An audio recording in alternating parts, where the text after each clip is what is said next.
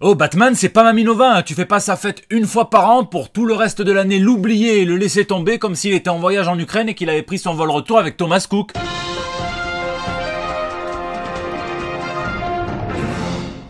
Ben ouais, moi c'est pour ça que j'ai jamais aimé les fêtes, hein, la fête des mères, la fête des pères, la fête des grands-mères, le Batman Day, hein, non, hein, on va fêter Batman et tous ceux qu'on aime, hein, toute l'année. Semaine ultra chargée les amis, hein, j'ai préparé mon départ pour Bourges, hein, pour le festival Bulberry où j'animerai 2 conférences sur Batman, hein, dont une où Yann Valani dessinera pendant que je la ferai, le dessin sera ensuite à vendre au profit d'une association. Ça et j'ai absolument rénové tout mon Discord, hein, que j'avais ouvert, complètement laissé à l'abandon et bon ben là voilà, j'en ai fait un lieu d'échange, je vous mets évidemment le lien dans la description. Et si ça vous dit de venir échanger et parler de comics sur Discord, eh bien vous êtes les bienvenus. Allez, trêve de blabla, il y a du boulot, vous le savez, hein, puisqu'ici votre fidèle commis des comics, vous êtes dans l'émission qui fait le tour de l'actu de l'industrie du comic book et de ses dérivés. C'est le 211e JT Comics et tout de suite, eh bien on passe aux news de la semaine. Coup de griffe. Tiens, je voulais partager avec vous ce conseil de la part d'un des éditeurs les plus importants de chez Marvel qui s'appelle Jordan White, qui travaille pour la Maison des Idées depuis plus de 10 ans maintenant, qui a supervisé le relaunch donc de tous les titres Star Wars en version Disney. Il a fait du Deadpool, d'autres titres et ça fait maintenant plus d'un an qu'il s'occupe des X-Men. Donc l'éditeur, c'est celui qui supervise tout, qui fait en sorte que tout aille bien, hein, c'est l'huile dans le rouage ou la vaseline, hein, ça dépend comment vous voyez les choses. Lorsqu'un journaliste lui demande s'il a conscience que beaucoup de fans se plaignent de la surexposition du personnage de Wolverine et justement comment est-ce qu'un éditeur choisit d'incorporer le mutant dans tel ou tel titre, il répond « Je pense qu'il existe un système assez simple pour déterminer si un personnage apparaît dans trop de livres, le lecteur qui n'en peut plus et qui arrête d'acheter les comics. Si incorporer Wolverine dans un comics ne booste pas les ventes, il n'apparaîtra plus donc dans autant de comics, hein, mais ce n'est pas encore le cas, dit-il. Il comprend évidemment la frustration de ceux qui préféraient que l'on donne leur chance à des personnages plus neufs, mais il explique que c'est exponentiel, hein. Au plus un personnage apparaît dans les comics, au plus il a de chances d'être aimé, ce qui ne marche absolument pas avec les stalkers, je préfère vous le dire. Et avec plus de 40 ans d'amour au cul, on peut dire qu'on n'en a pas fini avec Wolverine, et j'imagine que Jim Lee et Dan Didio diraient absolument pareil de Batman.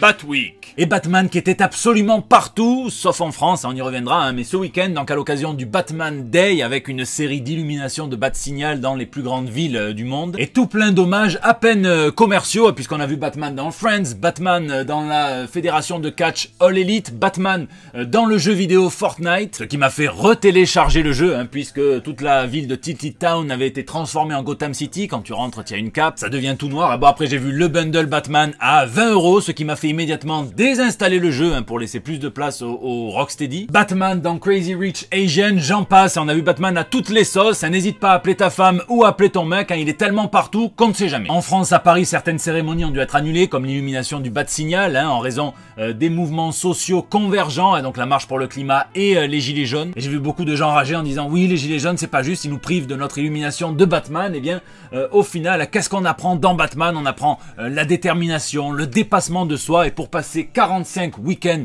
dehors à manifester avec les risques que l'on connaît finalement, peut-être que ces derniers sont des bons disciples de Bruce Wayne. En tout cas en librairie c'était tout de même le Batman Day, puisqu'Urban a sorti son traditionnel album collector disponible à l'achat de 2 titres Batman. C'est L'Homme qui rit en noir et blanc par Doug Mahnke et par Ed Brubaker, et des hommes qui rient, il devait y en avoir pas mal dans les files d'attente des comic shops, et il n'en manque pas une puisque Batman est tellement partout que le soir même de l'événement il était sur eBay à une 50aine d'euros, et c'est FDP, hein, te faisait payer 6 € de FDP Inception. Et au niveau des comics, on a su qui succéderait à Tom King, qui a été débarqué du titre, et donc à partir du numéro 86 ce sera James Tynion, le 4e du nom, qui écrira Batman, et ce sera dessiné par Tony S. Daniel, que vous avez pu voir notamment sur le Batman de Morrison, et il a fait du Deathstroke, enfin il a fait plein de choses. Il sera ancré par Danny Miki. Les rumeurs disent que cela durerait 15 numéros jusqu'au numéro 100, à partir duquel on aurait droit à un relaunch de Batman au numéro 1 avec une nouvelle équipe et justement une passation de pouvoir, hein, et les rumeurs disent que ce serait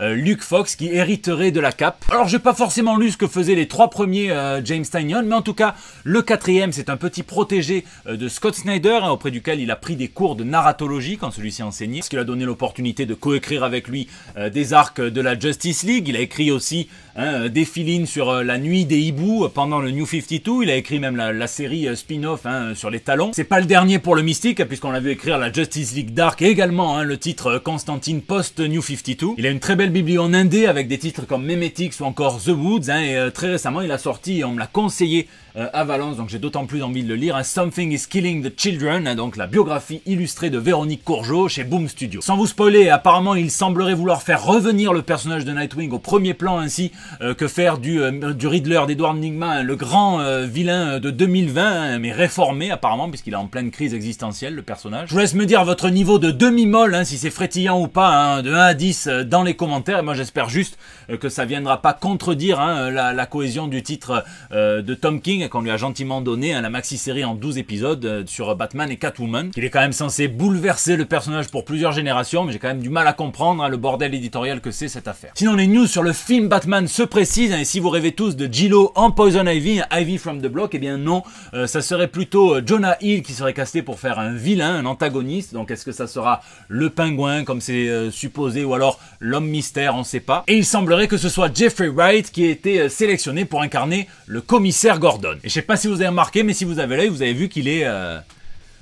il est dans Westworld et dans Casino Royale. Moi, son visage m'a bien marqué. Oui, parce que si on veut se la jouer puriste, un Gordon, il faut absolument qu'il soit comme dans les comics. Eh bien, vous prenez celui de 1966, vous lui rajoutez 2 petites moustaches et basta. Donc, je le dis, pour la petite minorité qui sont obsédés par la couleur de la peau, ne vous embêtez pas à m'écrire des scénarios du type oui, mais alors Black Panther blanc, oui, mais alors Kirikou blanc. Avec moi, ça marche pas. Je juge un acteur à sa qualité de jeu. Jeffrey Wright a prouvé qu'il était bon, et j'attends surtout de voir le scénario qu'on va lui donner, parce que c'est encore plus important. Trio. Un petit trio de news triés pour vous. On sait que Marvel prépare le futur. Je voulais commencer par vous montrer, en 2020, on sait qu'ils vont faire revenir Arno Stark, l'Iron Man 2020, et apparemment, ils lancent toute une série de variantes cover dédiées aux personnages. Et je voulais vous montrer celle de Dan Panosian, qui est absolument magnifique. Ça fait plaisir en plus de voir Michel Houellebecq sur une variante cover de chez Marvel. Et la Maison des Idées prépare ses annonces de la New York Comic Con. Certaines ont un petit peu fuité via le site Bleeding Cool, qui a encore plus de sources qu'Evian. On sait que Marvel veut opérer des relaunchs pour certains titres, les X-Men, on l'a dit, Deadpool, X-Force, Daredevil, et apparemment il y en aurait d'autres. Le Captain America, Ta-Nehisi Coates, n'a pas très bien marché, pas assez bien en tout cas pour la Maison des Idées sur le personnage. Il y a Thor qui serait peut-être repris par Donny Cates, il en faut pas moins pour succéder à Jason Aaron. Et également les Gardiens de la Galaxie, puisque Donny Cates n'y est plus, et ça serait Matthew Rosenberg et Tini Howard qui s'en chargeraient. Attention, c'est la rumeur, je vais pas vous présenter ça comme des faits, sinon je serais blessé dans mon ego si ça ne se réalise pas. Attention, Rick et Morty, c'est terminé. Alors pas la série, rassurez-vous, mais les comics qui s'arrêteront en mars prochain au numéro 60. L'arc des 4 derniers numéros s'intitule The Reckoning. Ça sera écrit par Kyle Starks et dessiné par Mark Ellerby, et ça va sûrement renaître sous une autre forme. On imagine mal Oni Press laisser sa licence la plus juteuse dormir trop longtemps. J'ai une théorie, je pense que Millar ne s'appelle pas Mark, mais Mark Etting, puisqu'il va tester quelque chose, et qu'avec Netflix, il promet de sortir pour le mois de décembre, pour Noël, à une surprise, un cadeau, donc un comics que les libraires devront commander à l'aveugle. Tout ce qu'ils savent, c'est que ça sera la suite d'une propriété dans Netflix, Millar World, et qu'il y a 2 variantes cover qui sont faites par Frank Quitely. Alors évidemment tout ça, ça nous fait penser à Jupiter's Legacy 2, dont la série est en cours de production, mais ça pourrait aussi être un piège pour nous embrouiller. Je vous laisse spéculer dans les commentaires.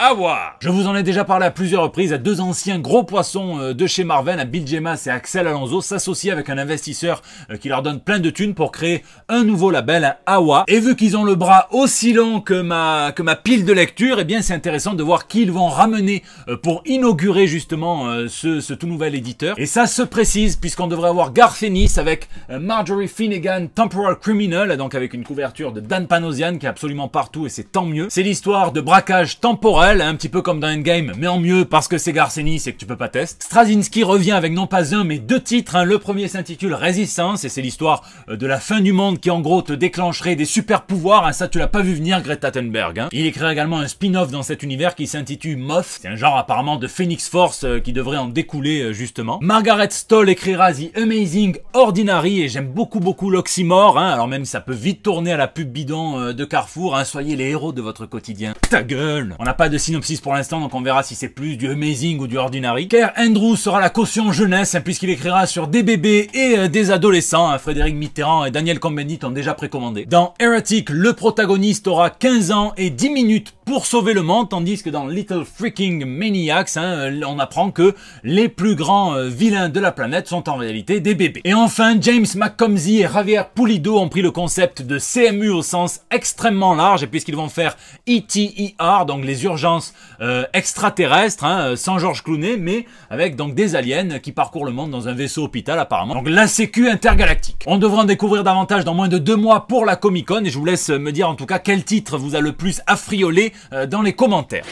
On est à pile 1 mois de la Comic-Con Paris et Urban ramène un poids lourd puisque Brian Azzarello sera là sur le stand d'Urban avec Libermejo, donc ils pourront signer du Joker, du Batman Damned, et en plus ils feront une tournée, alors pas Azzarello qui sera juste là pour les dates parisiennes, mais Bermejo partira en province avec Angoulême, Bordeaux, Toulouse, Lyon. Et si vous vous sentez d'humeur Black Canary, si vous voulez donner votre voix, eh bien sachez que la Paris Comic-Con organise un prix de jeunes talents comics. Le thème c'est Swamp Thing. Non, bien sûr que non, évidemment c'est Batman. Il y a 30 participants qui ont été retenus, il faut qu'il n'en reste que 10. Et là j'ai envie de paraphraser le grand philosophe Moundir. Pourquoi est-ce qu'il ne faut voter que pour un? Et oui, c'est nous qui pouvons élire les 10 finalistes, et il y a du niveau. Là, Paul Carlier nous fait un petit Batman qui se mate tranquillement toute la filmographie d'Axel Brown, tout en manspreading. Si Alfred veut s'asseoir juste à côté, il peut pas. Eric Esculier nous montre comment Bruce Wayne est vraiment devenu riche. On juge pas, mais ça implique du déguisement, du cuir et du rouge à lèvres. Florian Mollet a l'audace de nous donner son interprétation du feu de Notre-Dame. Tu m'étonnes que l'enquête n'ait rien montré. Je pense évidemment à mes potos,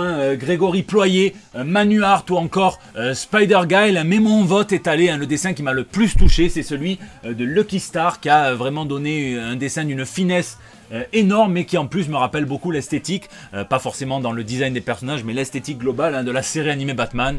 Voilà, prends mon vote. Voilà, allez voter, nos grands-parents sont morts pour ça, les femmes ont lutté pour l'obtenir bien assez tard, et en plus si vous le faites pas, vous faites le jeu du FN. Non, c'est pas ça qu'il faut dire?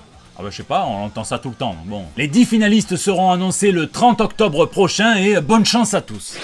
Lisez, ce week-end il s'est passé un truc de fou, je voulais absolument lire Qui est le Chevalier Noir, et donc c'est l'ouvrage de Siegfried Wörth chez Third Edition avec une superbe couverture de Mathieu Laufrey, et je me suis dit putain il va parler, puisque c'est un ouvrage théorique d'analyse, il va parler du Batman de Morrison, et ça fait longtemps que j'ai pas lu le Batman de Morrison, ça fait environ 3-4 ans que je l'ai pas lu, et ben voilà, je me suis mangé l'omnibus en un week-end, le premier. Je pense que je vais enchaîner sur le deuxième très vite. Et je le dis tout le temps, on pensera ce qu'on veut de l'humain Grant Morrison, mais le scénariste est un génie, purement et simplement. Et je me suis demandé, d'ailleurs, je voudrais vous poser une question. Est-ce qu'il y en a qui ont découvert Batman avec le run de Grant Morrison? Et si oui, qu'est-ce que vous en avez pensé? Du coup, je garde ça au chaud pour plus tard. Et j'ai aussi lu la dernière œuvre du co-créateur de Sentry, Paul Jenkins. C'est dessiné par un Frenchie que j'embrasse, Fred Pham Trong. Ça s'appelle Boulevard des monstres. C'est l'histoire du monde des monstres qui vit dans une certaine harmonie, qui est un petit peu fragile, mais entre toutes les communautés de monstres qui ne se détestent plus forcément, qui cohabitent, jusqu'à ce que quelqu'un fasse ce qu'il faut pour les exciter, les pique et rompre l'harmonie, un petit peu comme quand un connard écrit que toute la Bat Family sera incarnée par tout le casting de Ma Famille d'abord. Rumeur infondée mais qui fait des clics. Ça parle de monstres, alors je me suis dit pourquoi pas les offrir aux enfants pour Halloween, plutôt que des bonbons qui te niquent les dents. Alors j'ai conscience que ça coûte un petit peu plus cher qu'un paquet d'Haribo, mais voilà, peut-être pas pour tous les enfants, mais au moins pour le vôtre, et si vous en avez plusieurs, eh bien vous l'offrez à celui que vous préférez, tout simplement. C'est simple la parentalité. C'est drôle, c'est bien dessiné, c'est une satire sociale donc de la politique, des élites, du système médiatique. Et aujourd'hui je vais aller sur Ulule pour soutenir le projet de Thomas Hilston Moreau, que vous avez pu voir dans le Sculpture au point spécial John Wick, il en a parlé d'ailleurs. C'est un projet transmédia de BD et d'albums situé dans l'univers du groupe de rockeuses Jade, qui ont sorti leur première EP Miss Snakes. C'est un vrai plaisir de le soutenir, je mets le lien dans la description aussi, on en reparlera sûrement sur la chaîne. Voilà, c'est la fin de ce JT, je vous remercie évidemment de l'avoir suivi, vous êtes de plus en plus nombreux à rejoindre la chaîne, donc merci à vous, merci à ceux qui partagent, qui tweetent, qui retweetent, qui Facebook, merci à ceux qui mettent des pouces bleus, ceux qui en parlent autour d'eux. N'hésitez pas à rejoindre le Discord, hier on était à peu près 200, donc voilà, plus on est de fous, plus on rit. En attendant, vous pouvez réagir à ce JT dans les commentaires sur YouTube où je réponds à chacun d'entre vous, ou alors sur les réseaux sociaux, sur Facebook, sur Twitter, sur Instagram et maintenant sur Discord. C'est là aussi vous pouvez me laisser vos petits messages pour le bandeau comme tous les mardis. Je vous fais des bisous et je vous donne rendez-vous la semaine prochaine pour des nouvelles toutes fraîches. Et oui, la semaine dernière, il y a eu une petite couille sur l'outro, donc je vous la remets officiellement maintenant, encore le même point hygiène, parce que l'hygiène c'est important et qu'il faut faire absolument comme Thomas Cook fait avec les voyageurs à rapatrier, se laver les mains, sans laver les mains.